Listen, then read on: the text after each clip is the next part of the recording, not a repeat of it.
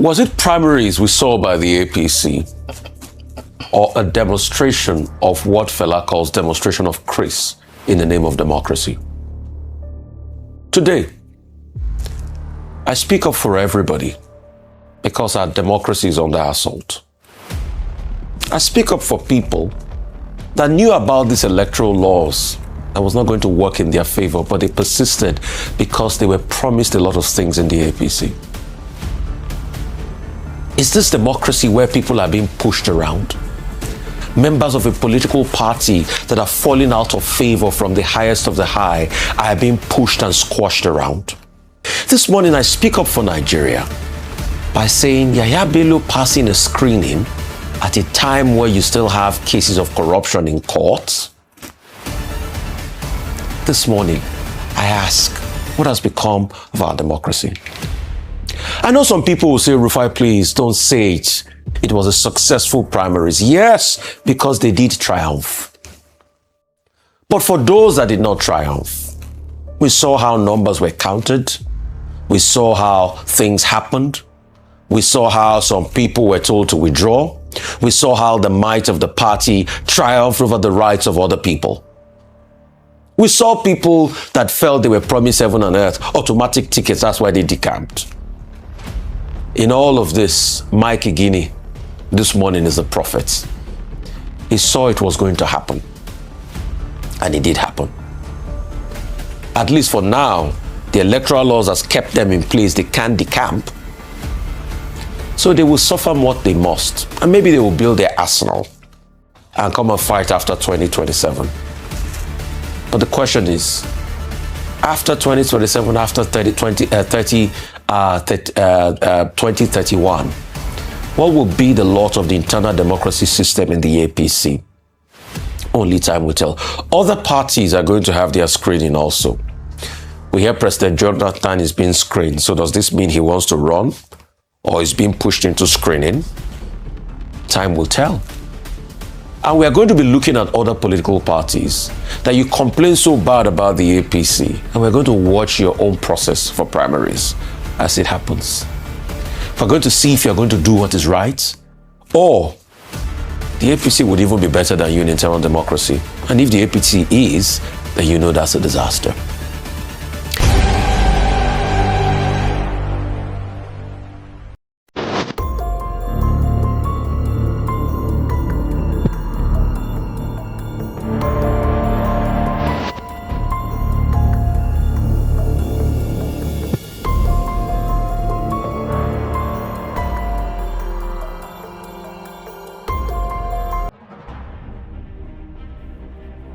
On Saturday, 16th May 2026, the ruling party, the All Progressive Congress, held its primaries for the House of Rep across the country, excluding Zamfara State.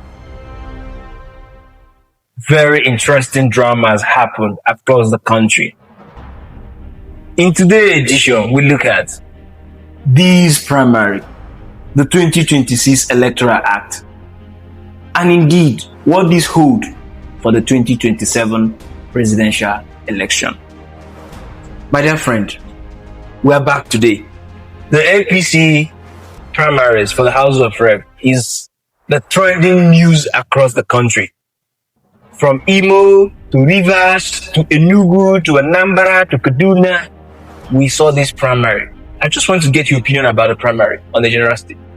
Well, generally, I would like to say that I think the APC are busy trying to practice what or trying to show us what to expect in the coming election in 2027.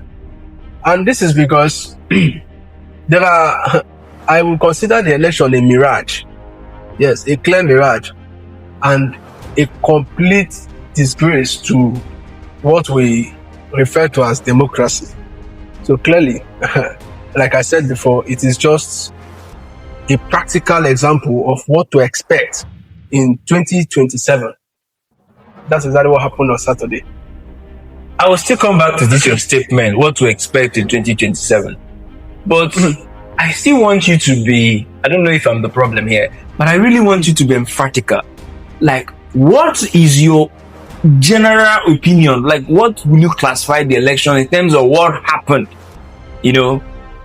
Okay, I know you want me to use a different language, Okay. to define it. Yes. But I will just say, sum everything in one word. Okay. And it is just that the election can best be described as a joke. Yes, the primary is best described as a joke. Whereas we saw videos and clips of people being counted as 100, from 100, the next person is counted as 300. What if it's AI generated? AI generated. We know AI generated videos, I will see one, but this particular videos that came up online cannot be AI generated. Will you use, because of just one video, to generalize that, you know, the entire primaries is a charade? But Will it be fair to do that? I really wish it was just one video. Okay. Obviously, we are going to show the viewers multiple videos of these happenings from one location to another. Even a sitting House of Rep member who was supposed to contest the primary went there to participate, only for him to be told that the primaries have just been concluded. So what it simply meant was that he was sidelined, he was ostracized, he was disenfranchised. So he did not carry out his responsibility both as a party man and as a contestant. In one of our analysis, in one of our previous analysis, or I think one of the documentaries, I did say that experience in Nigeria has shown that the indirect primary in Nigeria, I'm not talking of everywhere or elsewhere, Yes. Indirect primary is more democratic in Nigeria than the so-called direct primaries. And indeed, we saw it play out this Saturday or last Saturday, like you pointed out. You know, a lot of charade played out. There are many wards across the country where election did not hold, elections were not held. People did not come out to vote, but the result was announced for those wards. I am sorry to say, In some part of Enugu State, yes, primaries were not held in many wards, but the result was declared. That is the state of this democracy. But there's another way to see this, which is what I really want us to talk about. Some of these lawmakers who have now become victim of this particular process were those who sat and watched this current electoral act pass. They were the ones who passed it. well, before In the name of party supremacy, in the name that don't worry, they'll give us automatic ticket. Indeed, they are really getting automatic homecoming. okay, clearly the first thing I want to react to, I want to say, sorry, I want to digress, but the fact here is this: President Tinubu has gotten a lot of chance to redeem his image, to get some credibility. But here, In the name of because he claims to be a Democrat. yes, now here you are, the leader of the ruling party, APC, and you sit back and watch the party conduct a joke of a primary rigging. This is APC rigging against APC. That is how funny it is. You know, with the president as the leader of the party, that is a slap on his. That should be a slap on his face. That is if he But actually in sees it. fairness to the But president, I'm going somewhere. Okay. Now, coming to the lawmakers, okay, they were cowed into believing that they are standing on a mandate, and that mandate will also propel them to maintain or continue to hold on to the current mandate they think they have. Yeah. And as you may have it, like I used to say, the governors are the ones who have the proper or the highest say in every state. okay. If you like, stay in the Senate for 10 years, they stay in the House of Rep for 100 years. If the governor wants you back, he will bring you back. So that is clearly what He played will out. or he can. Yes. Now, what clearly played out is this: governors were busy installing people they know they can control, people they know they can easily say, okay, calm down, I want to go there. That is exactly what was playing out. So these people who think or who thought they were standing on a mandate were clearly shown the back door. the back door straight to their house, to their homes. I'm sorry to say, it's a slap to Tinubu as the president. In fairness to the president, the president was in Lagos for that primaries. You don't expect him to be everywhere. And here he may have given directive, carry out a free and fair election. By the way, even when we were talking about that, we're not even supposed to be saying that because this is democracy. The party is supposed to exist as a unit on its own, with the president as a product. Not really the president ruling over the party.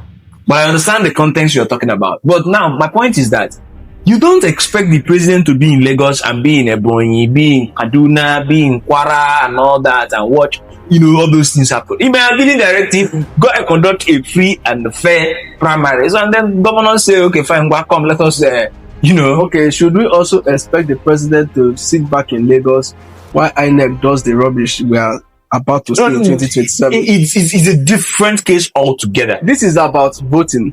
Okay. This is about an election. This is about choosing representatives. This is about choosing flag bearers. So if the president cannot handle an internal affair like this, what do you think will happen when it comes to... You just pointed out not too long ago that the governors have overbearing influence. Think about it too. Take that into cognizance. We've always known that there's usually some negotiation happening here and there. So these governors, before joining APC, let's tell ourselves the truth, may have had one agreement or the other. So there's always room for negotiation. So what you are practically saying is that the president gave all governors the free will to do. No, that's not my point. So, my point is that since they have overbearing influence, according to you, there's a limit to which the president, as one man, could have done. That's just my point.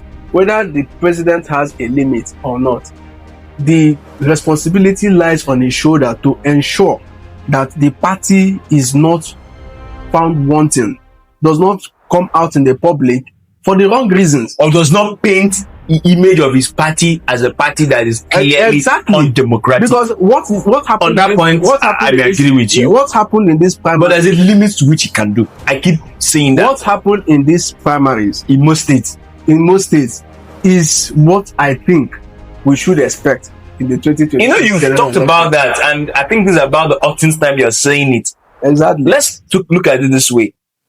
If a political party could, rig its own party registration process, rig its own primaries. Exactly. If you do this to a family member, what happens to a stranger? That is exactly what. So, what do we really, what should we expect from them in 2027?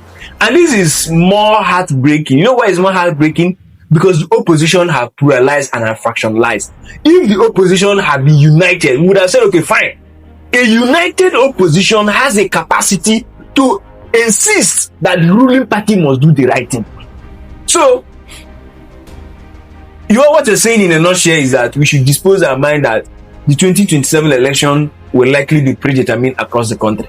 Clearly, that is exactly what will come up.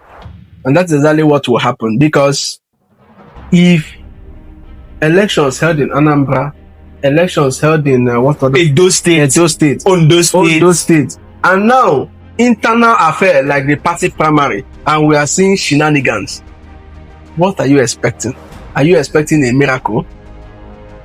But as a last point to be made here, people who argued against direct primaries claim that INEC clearly lacks the logistics and the wherewithal to really supervise a direct primaries. Indeed, it showed this last Saturday that INEC doesn't have the capacity to supervise a direct primary. How do you explain the fact that election did not hold in certain wards in Enugu State? I will say it anywhere. Election did not hold in certain wards, but the results were declared. INEC did not, saying that INEC does not have what it takes or the resources to supervise the logistics to supervise primary. To me, direct primaries. We are simply lying to ourselves. INEC does not have the will. That is what I think. INEC does not have the will to supervise. They have the logistics. They have what it takes to supervise any primaries. Otherwise, they should have, or the the duty, they owe the public the duty to say that we do not have this logistics, therefore these primaries cannot hold at this time. I think the law backs them in that regard. No. Why on earth will The law is already settled for direct or consensus. that is what I'm saying. So if INEC does not have the logistics to supervise, because the law says they should be there to supervise. So if they do not have the logistics, they have not come out to say so. So tell me, and then certain places elections did not hold and the results were declared. So what it clearly meant is that INEC does not have a will. They don't have a will of their own. They just act based on what the paymasters or whoever is influencing If we really have them to do. If we really have a system, INEC ought to reject some of this outcome because they never were. They didn't meet the standard based on law. I think we'll have to end here today. So because of time, we're going to end here today, but we have to come back to review primaries of other political parties, not APC alone. And then we also have to review their Senate coming up, their gubernatorial House of Rep. And some of these videos that of course, we have to look at these videos again and again because this is really interesting. Because, like you point out, if a party can rig its own primaries, then I wonder what will happen in the general election. Please, if this video comes your way, subscribe, like our YouTube channel. We really appreciate the comments we are getting. Until I come your way next time, I remain yours truly from here. It's a good day.